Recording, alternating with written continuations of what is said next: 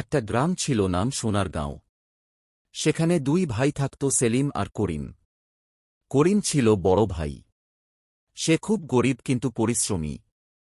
প্রতিদিন ভোরে উঠে মাঠে চলে যেত, সারাদিন মাঠে কাজ করত, সবজি চাষ করত, কারো সাহায্য লাগলে এগিয়ে যেত। মানুষের সাথে বিনয়ী ব্যবহার করত, মানুষের পাশে থাকত। ছোট ভাই সাওয়ান ছিল একেবারেই উল্টো। মানুষের সাথেই খারাপ ব্যবহার করত, ঝগড়া করত, টাকার লোভে সে মানুষের জমি দখল করতে চাইত, অহংকার দেখাত। একদিন গ্রামের মুরুব্বি হাকিম কাকা ডেকে বলল, বাবারা, গ্রামের হাটের জন্য সবাই কিছু না কিছু দান করছে, তোমরাও যা পারো দাও। করিম বিনয়ের সাথেই বলল, আচ্ছা কাকা। কিন্তু সেলিম এই কথা শোনার সাথেই খুব রেগে গেল ও মুরুব্বি সাথেই খারাপ ব্যবহার করল। কয়েকদিন পরে ভীষণ ঝড় হল। সালামের অনেক জমি বন্যায় তলিয়ে গেল। তার ঘরও ভেঙে পড়ল।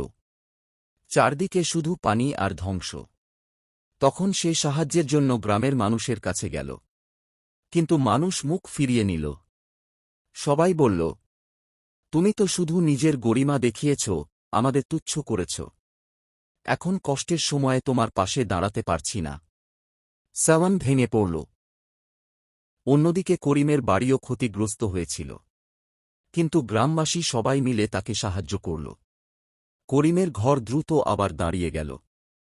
সাওয়ান অবাক হয়ে ভাইকে জিজ্ঞেস করল, মানুষ তোমাকে এত ভালোবাসে কেন?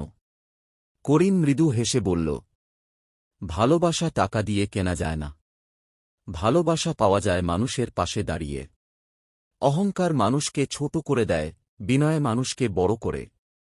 সাওয়ান চোখে জল নিয়ে ভাইয়ের পা ধরে বলল, ভাই, আমি ভুল করেছি, আমাকে ক্ষমা করো। আমি এবার থেকে সবার সাথে মিলে চলব। গ্রামবাসীও তাকে ক্ষমা করল।